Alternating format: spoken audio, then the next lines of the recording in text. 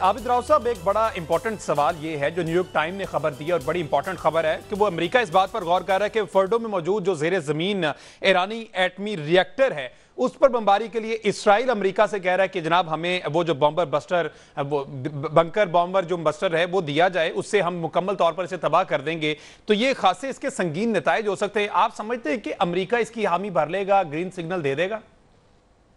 मेरा तो ख्याल है कि वो जरूर करेगा, बिकॉज ये जब इन्होंने ठानी है, बिकॉज अब देखें ये है कि अच्छा। कौन पहले ब्लिंक करता है। इसराइल ने जिस मकसद से ये जंग शुरू की थी वो न्यूक्लियर प्रोग्राम को टारगेट करने की उस पर थी।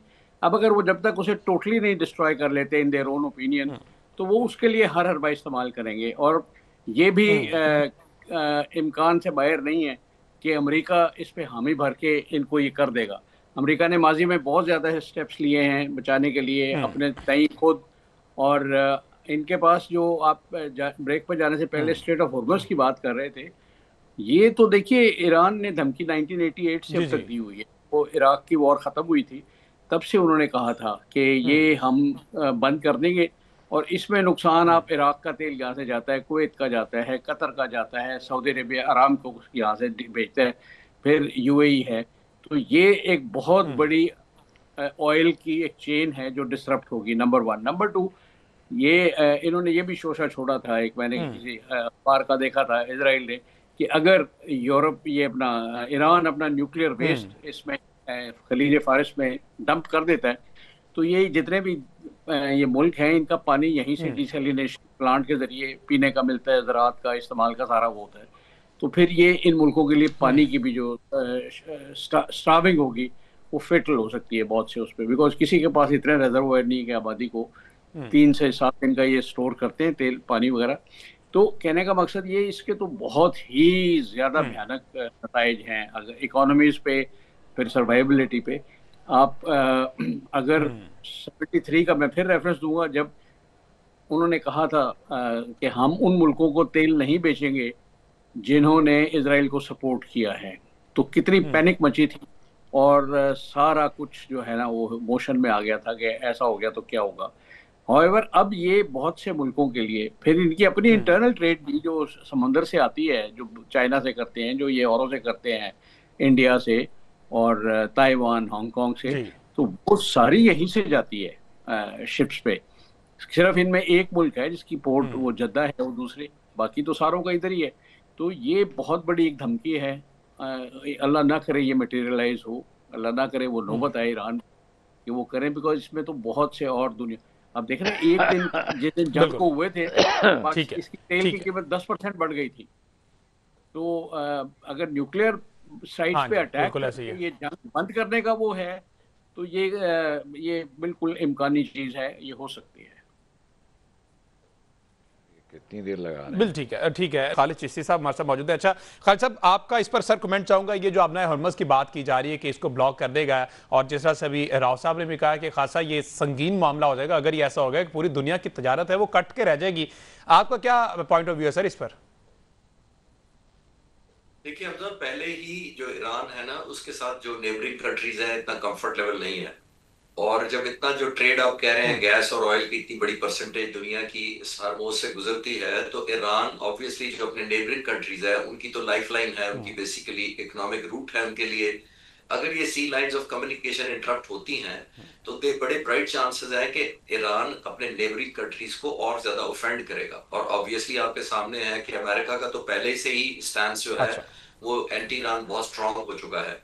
तो एक फ्यूल अप होगा, लेकिन डिपेंड करेगा कि जैसे मैंने पहले थोड़ी देर पहले अर्ज किया था कि war termination strategy, war termination है क्या ईरान के जहन में।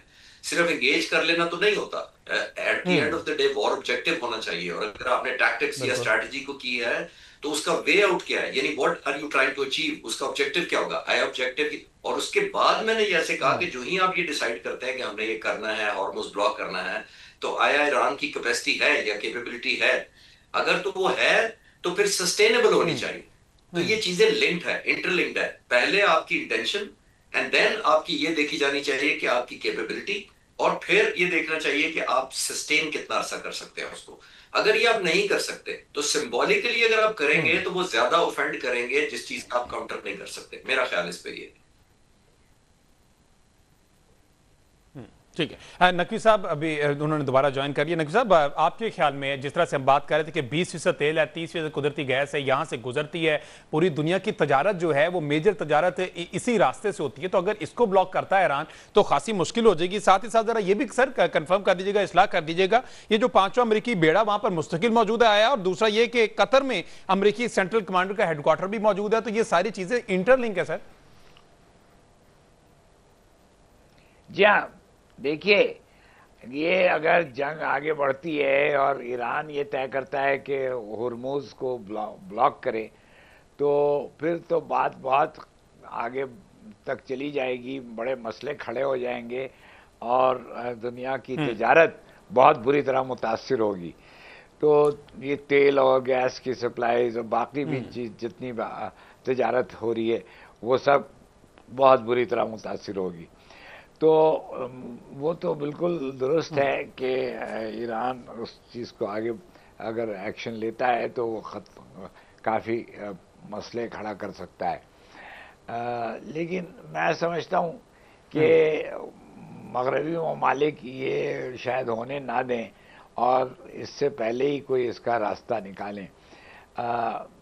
अभी भी मुझे लगता है कि ये सारी भड़की के बावजूद ट्रंप साहब जो हैं वो ईरान से एक डील करने के इरादे में हैं, और वो इसलिए कि वो खुद बिजनेसमैन हैं और वो उनकी सोच सारी वो तिजारत के तरफ होती है। तो अगर वो ईरान से गुफ्तगू करते हैं और ये तय करते हैं कि ईरान अपना प्रोग्राम आगे ना बढ़ाए।